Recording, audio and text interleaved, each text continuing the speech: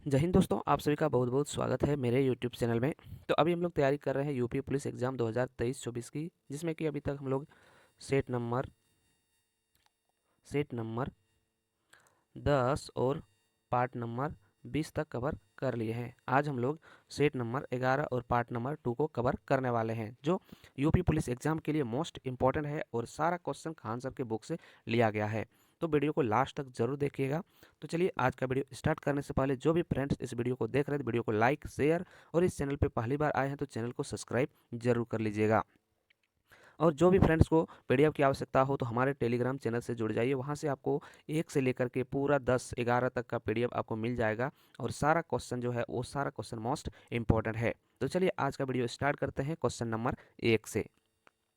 Inside IB and रॉ the rolling stone that gathered moss किताब के लेखक कौन है? मॉस किताब के लेखक कौन है? तो इसका राइट आंसर हो जाएगा ऑप्शन नंबर सी। क्या हो जाएगा? ऑप्शन नंबर सी, के शंकरन नायर। के शंकरन नायर इसका लेखक है।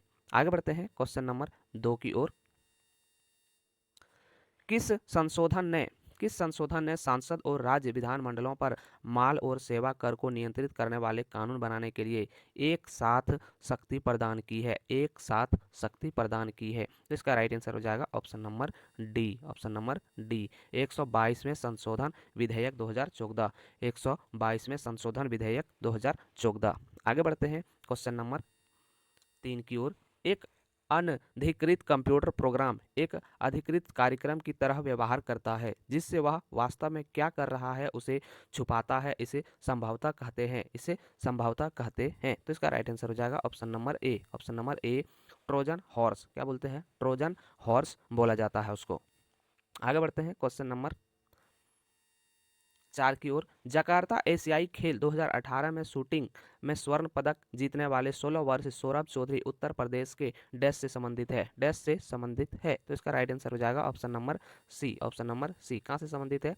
तो मेरठ से संबंधित है, जो कि 2018 में क्या किससे जीता था? जकार्ता एशियाई खेल शूटिंग से स्वर्ण पदक जीता था। आगे बढ़ते हैं क्वेश्चन नंबर 5 की ओर। निम्नलिखित में से कौन सी नदी यमुना नदी की सहायक नदी नहीं है? निम्नलिखित में से कौन सी यमुना नदी की सहायक नदी नहीं है? तो इसका राइट आंसर हो जाएगा option number D. Option number D, Kalyani. कौन सा नदी नहीं है? कल्याणी नदी यमुना नदी की सहायक नदी नहीं है। आगे बढ़ते हैं क्वेश्चन नंबर 6 की ओर। मृदा जिसमें मुख्य रूप से पोटास की कमी है, मृदा जिसमें मुख्य रूप से पोटास की कमी है, उत्तर प्रदेश डैश के जिले में पाई जाती है? डैश के जिले में पाई जाती है। तो इसका राइट आंसर हो जाएगा option number A. Option number A, कहाँ पे पाई जाती है? तो जौनपुर जिला में पाई जाती है।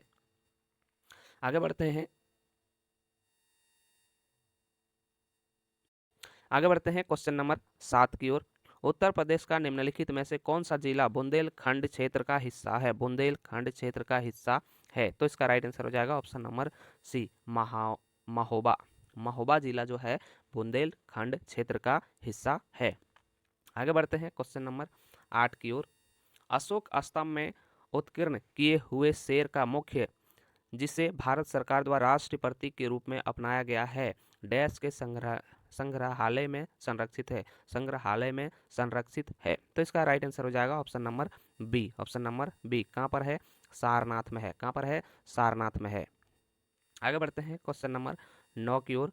चंदेल शासक चंदेल शासन के दौरान उत्तर प्रदेश का निम्नलिखित में से कौन सा क्षेत्र जीजक भुक्ति या जय होटी के नाम से जाना जाता है? जय होटी के नाम से जाना जाता है। तो इसका राइट आंसर हो जाएगा option number B. Option number B, क्या कहलाता है? बुंदेलखंड कहलाता है। क्या कहलाता है? बुंदेलखंड कहलाता है। आगे बढ़ते हैं क्वेश्चन नंबर 10। उत्तर प्रदेश को महिलाओं से संबंधित पहली पत्रिका डैश 1874 में प्रकाशित करने का भी श्रेय जाता है, जिसके संपादक भारतेंदु हरिश्चंद्र थे? भारतेंदु हरिश्चंद्र थे। तो इसका राइट आंसर हो जाएगा ऑप्शन नंबर ए, बाल बोधनी। बाल बोधनी कौन सा पत्रिका था? बाल बोधनी पत्रिका था, जो कि 1874 में प्रकाशित हुआ था।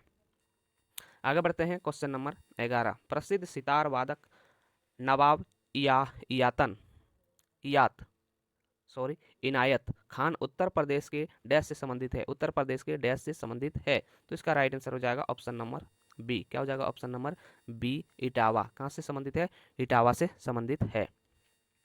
आगे बढ़ते हैं क्वेश्चन नंबर 12। तीसरी बौद्ध परिषद किस राज्य में आयोजित की गई थी? तीसरी बौद्ध परिषद किस राज्य, किस शहर में आयोजित की गई थी? तो इसका राइट आंसर हो जाएगा option number B. Option number B Pataliputra में। कहां पर की गई थी? पाटलिपुत्र में। आगे बढ़ते हैं क्वेश्चन नंबर 13 की ओर। भारतीय रिजर्व बैंक की स्थापना किस वर्ष हुई थी? भारतीय रिजर्व बैंक की स्थापना किस वर्ष हुई थी? तो इसका राइट आंसर हो जाएगा option number B. Option number B 1935 में। कब हुई थी? 1935 में हुई थी। आगे बढ़ते हैं क्वेश्चन नंबर 14 की ओर। चेमाचेरी कुन्हिरमन नायर निम्नलिखित में से किस नृत्य रूप के उल्लेखनीय नर्तक है? किस नृत्य रूप के उल्लेखनीय नर्तक है? तो इसका राइट आंसर हो जाएगा ऑप्शन नंबर ए। क्या हो जाएगा ऑप्शन नंबर ए? कथकली। क्या है? कथकली है। आगे बढ़ते हैं क्वेश्चन नंबर 15 की ओर। खाद्य और कृषि संगठन कॉर्पोरेट सांख्यिकी डेटाबेस 2016 के अनुसार प्याज के उत्पादन में विश्व स्तर पर भारत की रैंक कौन सी है? भारत की रैंक कौन सी है? तो इसका राइट आंसर हो जाएगा ऑप्शन नंबर बी।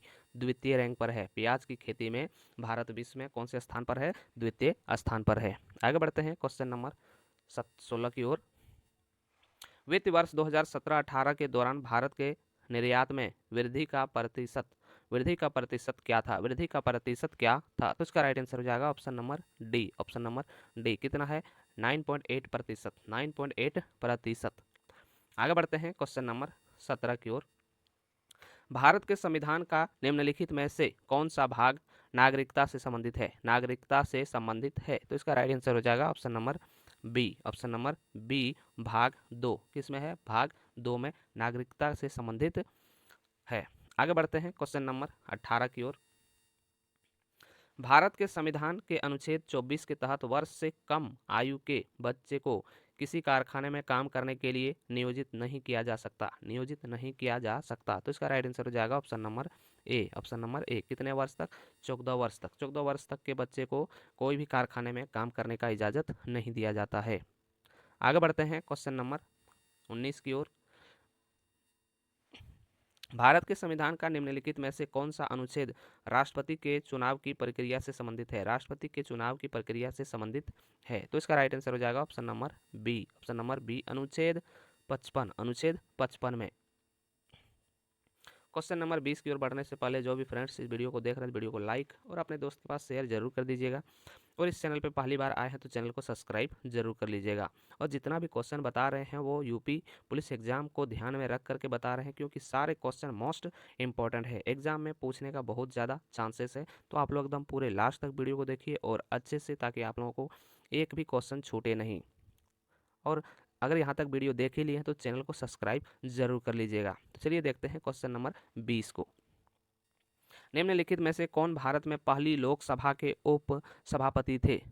पहली लोकसभा के उप सभापति थे। तो इसका राइट आंसर हो जाएगा ऑप्शन नंबर सी। क्या हो जाएगा ऑप्शन नंबर सी? एम अनंत शयनम अय्यर।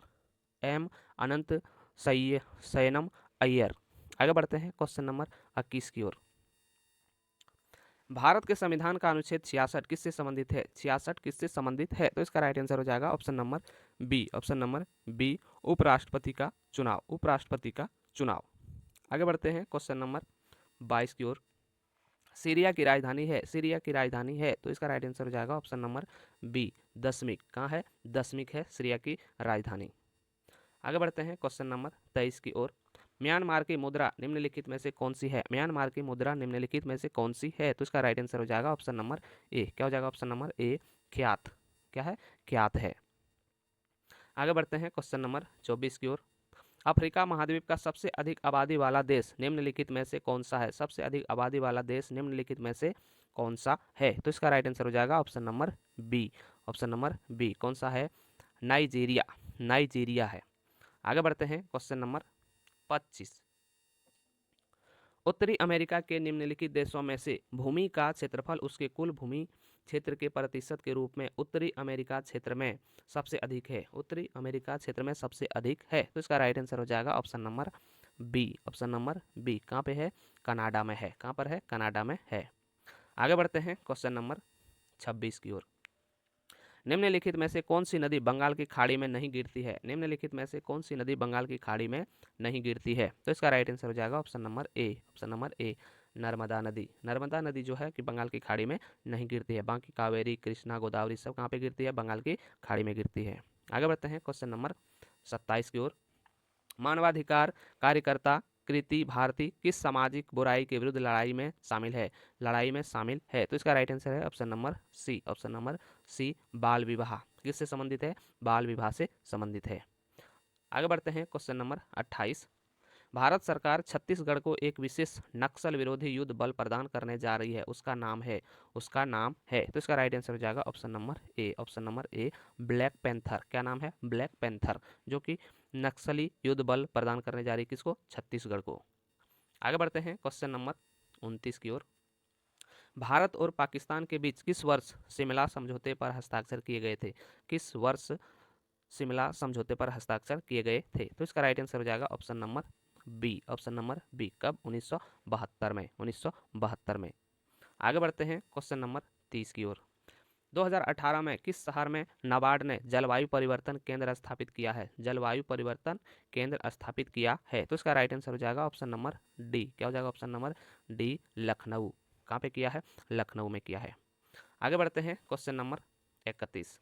अंतर्राष्ट्रीय मुद्रा कोष के प्रबंध निर्देशक और अध्यक्ष क्रिस्टलिना लेगार्ड किस देश से संबंधित है? लेगार्ड किस देश से संबंधित है? तो इसका राइट आंसर हो जाएगा ऑप्शन नंबर सी। कहाँ से संबंधित है? तो फ्रांस से संबंधित है। आगे बढ़ते हैं क्वेश्चन नंबर 32 की ओर। खून में कुछ कोशिकाओं की उपस्थिति के कारण रक्त के थक्के का गठन होता है। इन कोशिकाओं को क्या कहा जाता है? इन कोशिकाओं को क्या कहा जाता है? तो इसका राइट आंसर हो जाएगा ऑप्शन नंबर डी, थ्रोम्बोसाइट्स। क्या कहा जाता है? थ्रोम्बोसाइट्स कहा जाता है। आगे बढ़ते हैं क्वेश्चन नंबर 33 की ओर। जीवित प्राणियों में निषेचन के दौरान नर और मादा गेमेट का संलयन एक कोशिका बनाने के लिए होता है, जिसे कहा जाता है, जिसे कहा जाता है। तो इसका राइट आंसर हो जाएगा ऑप्शन नंबर ए, युग्म नज कहा जाता है। क्या कहा जाता है? युग्म नज कहा जाता है। आगे बढ़ते हैं क्वेश्चन नंबर 34 की ओर। आराम करने वाले व्यक्ति की नाड़ी की दर आमतौर पर प्रति मिनट धड़कन के बीच होती है। धड़कन के बीच होती है। तो इसका राइट आंसर हो जाएगा option number A. Option number A, कितना होता है? 72 से 80। 72 से 80 होता है। आगे बढ़ते हैं क्वेश्चन नंबर 35। एक बार ढाले जाने के बाद गर्म करके नर्म नहीं किया जा सकने वाले प्लास्टिक को क्या कहा जाता है? एक बार ढाले जाने के बाद गर्म करके नर्म नहीं किए जा सकने वाले प्लास्टिक को क्या कहा जाता है? तो इसका राइट आंसर हो जाएगा option number D. Option number D, thermosetting plastic. Thermosetting plastic कहा जाता है। उसका क्या कहा जाता है? Thermosetting plastic. आगे बढ़ते हैं क्वेश्चन नंबर 36 की ओर। एक वयस्क इंसान सामान्य रूप से 24 घंटे में लगभग 1 से डैश मूत्र विसर्जित करता है। 1 से डैश मूत्र विसर्जित करता है। तो इसका राइट आंसर हो जाएगा option number D. Option number D, कितना करता है? तो 1.8 लीटर करता है 24 घंटे में। 1.8 लीटर करता है। आगे बढ़ते हैं क्वेश्चन नंबर 37। 11 दिसंबर 2014 को संयुक्त राष्ट्र ने संकल्प 69/131 द्वारा योग के अंतर्राष्ट्रीय दिवस के रूप में घोषित किया।